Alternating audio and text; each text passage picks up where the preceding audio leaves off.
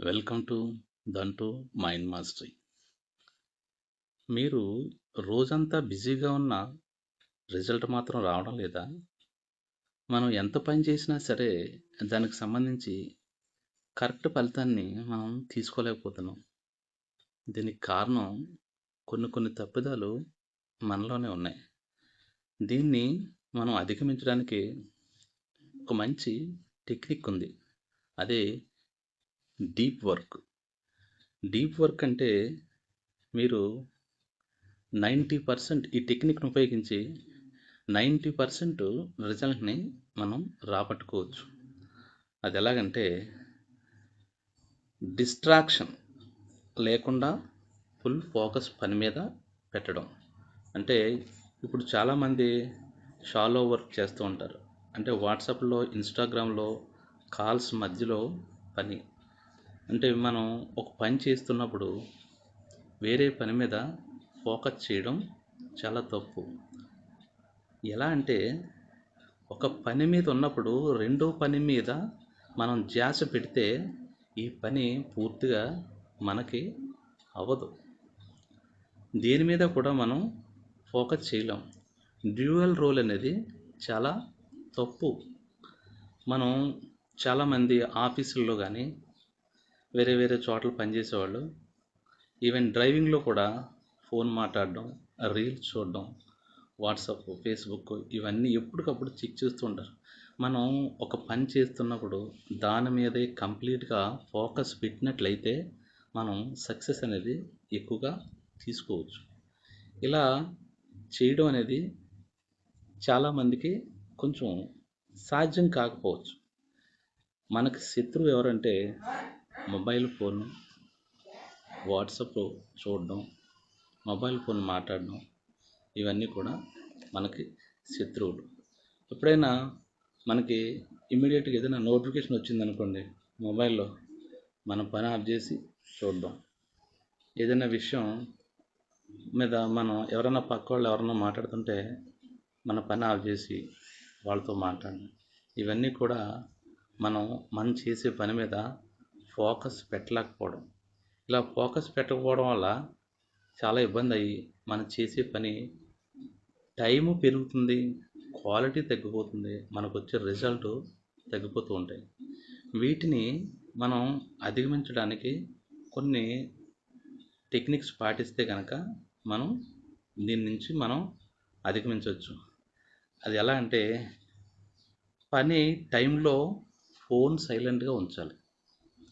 మనం పని చేసుకున్నప్పుడు ఫోను సైలెంట్గా పెట్టుకోవడం కానీ లేకపోతే దూరంగా పెట్టుకోవడం కానీ స్విచ్ ఆఫ్ చేసుకుంటే ఇంకా మంచిది.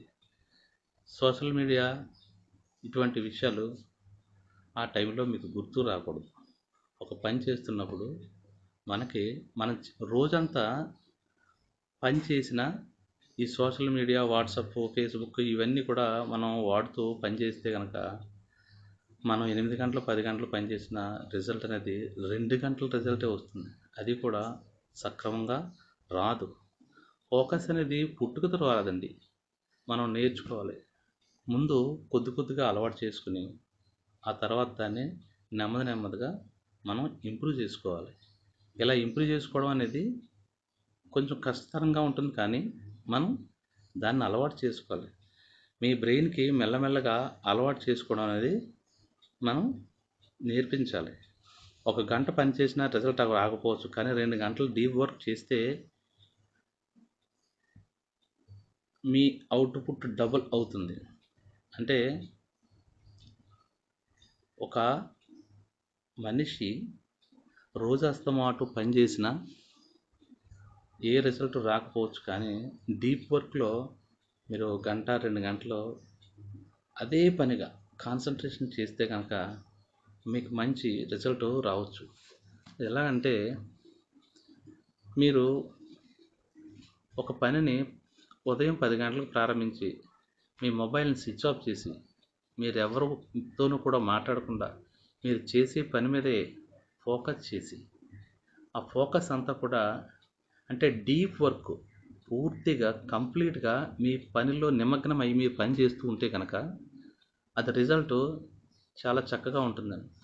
అంతేకాని మీరు చేస్తున్న పని మధ్యలో ఆఫ్ చేసి టీ బ్రేకు, మెసేజ్లు చూడడం, వాట్సాప్, ఫేస్బుక్, మెసేజ్ అలర్ట్లు వీటన్నిటికీ మీరు డైవర్ట్ అయితే ఆ డైవర్ట్ నుంచి మీరు మీ పనిలోకి మళ్ళా యాక్టివేట్ అవ్వడానికి కొంత టైం పడుతుందండి.